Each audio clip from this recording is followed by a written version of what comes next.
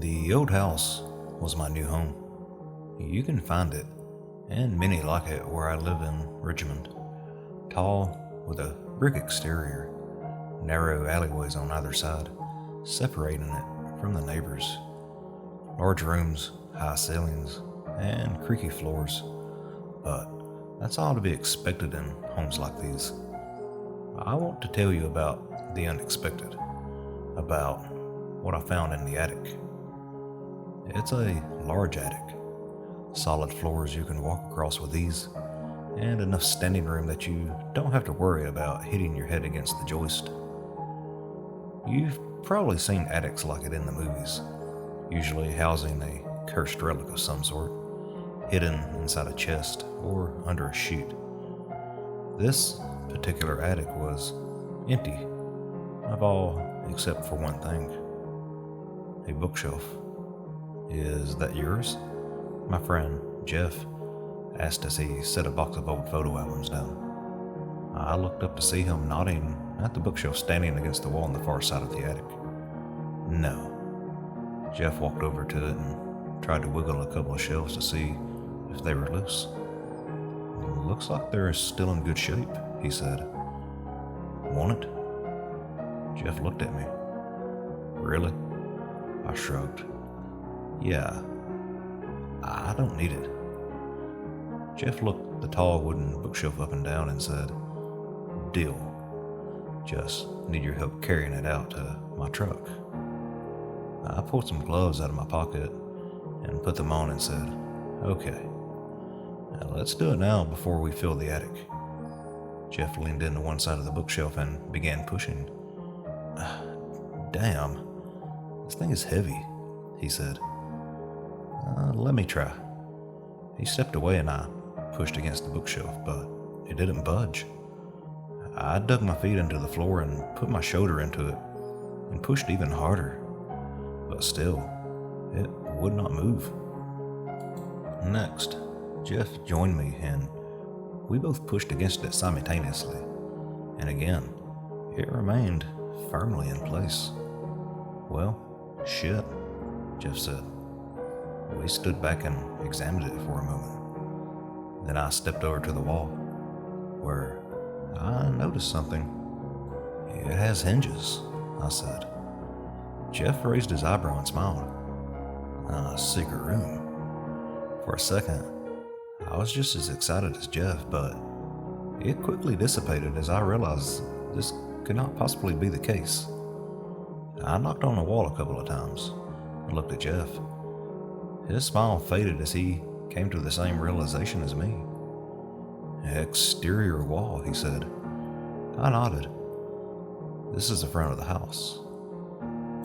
Then what's the point of this being here? I shrugged. I guess it could be hiding something in a little clove. It won't be more than a foot deep at most, though. Probably less than that. Maybe it's money. God, I hope so. Help me figure out how to open it. And Jeff stepped beside me, and we ran our fingers along each shelf and corner, until I found what felt like a button in the top left corner nearest to me. I pressed it, and there was a click from the back of the bookshelf. Jeff and I exchanged excited glances, and pulled the right side of the bookshelf towards us, and it swung open. On the other side was another door, similar to those found in the rest of the house, wooden with a brass doorknob, but with one major difference. There's no keyhole, I said. So what? Every door in this house has a keyhole. Well, it's a door that doesn't open, so I don't think a keyhole matters. How do you know it doesn't open? Jeff pointed at the door frame. This door is meant to open outward. It's already several inches into the wall, so if it does open, it won't be more than a crack. I sighed. Well, that sucks. Yep. I gripped and turned the doorknob just for the hell of it and pushed. And to our utter surprise, it swung open several feet, causing me to stumble through the doorway and into a room. I caught myself and stood speechless for a moment, gawking at the room I did not think possible. The room was about the size of a child's bedroom and completely empty. The floor was wooden, like the attic, but clean. No dust or dirt or dead bugs. None of that which you would expect to find in an attic. The walls were white plaster and also seamlessly spotless. But most baffling of all was the window at the far end of which daylight flooded the room. I guess we were wrong about this being an exterior wall, Jeff said. But I sure don't remember seeing that window when we were outside. I stood in silence, staring at the window from the other side of the room. Why don't you go over to it, and I'll go outside and see if I can see you, Jeff added. He leaned in the doorway and looked at me, and he must have noticed that the color had drained from my face because next he said, "Are you okay?" "Jeff," I muttered and turned to him. "It's nighttime." Jeff furrowed his brow as if he didn't understand why I'd mentioned the time of the day, and then it hit him, and he looked to the window and gasped, "Hold on." He took off running, and I could hear his feet pounding down the stairs. A moment of quiet, then him running back up the stairs hollering, "It is. It's nighttime, Lee." "What the hell, man? This is crazy." The confirmation was enough for me to know that I needed to get out of the room. I turned to the exit, catching a glimpse of Jeff jogging toward me, when all of a sudden, the door slammed. On the other side, I could hear Jeff's muffled voice. "Lee?" I desperately fought to turn the knob, but it wouldn't move. "Hey, open the door," I yelled, even though I knew Jeff couldn't have possibly been the one to shut it. "I'm trying," he yelled back. I let go and watched the brass knob jiggle as Jeff tried to turn it. I thought, "You said it didn't have a lock." Stand back." My heart racing, I reared back and kicked the door.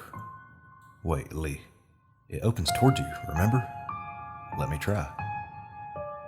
The door shook as Jeff kicked it, and again, and again, and again, but it would not break. "Hold on," Jeff said. "I've got a crowbar in my truck." I listened as his footsteps faded away.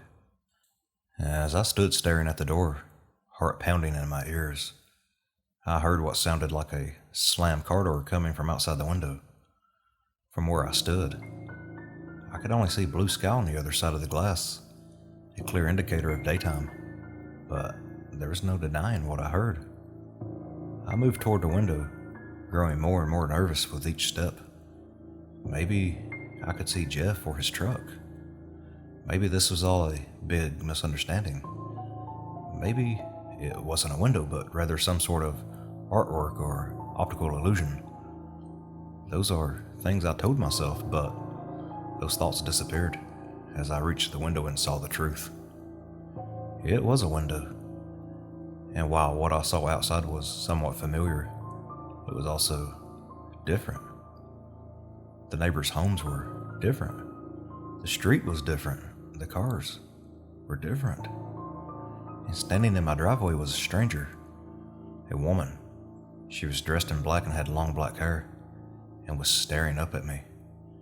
People walked down the sidewalk past her, ignoring her, nobody looking to see what she was looking at. As a couple walked along the sidewalk past the driveway, I pounded on the window and hollered, "Hey," but they just kept walking as if they never heard me. I looked back down at the woman, and she lifted her arm and beckoned to me with her hand. I should have turned and left, but it was as if I was under a spell. I couldn't hear Jeff. He would have been back by then. All I could hear was the muffled afternoon outside the window, singing birds and barking squirrels, car motors and stereos, people talking as they walked by. And in contrast to the beautiful day was the woman in black beckoning to me. I lifted the window. The outside world flooded in. All the sounds, smells, in the summer heat. Propped just beneath the windowsill was an aluminum ladder. I climbed outside and stepped onto it and carefully descended.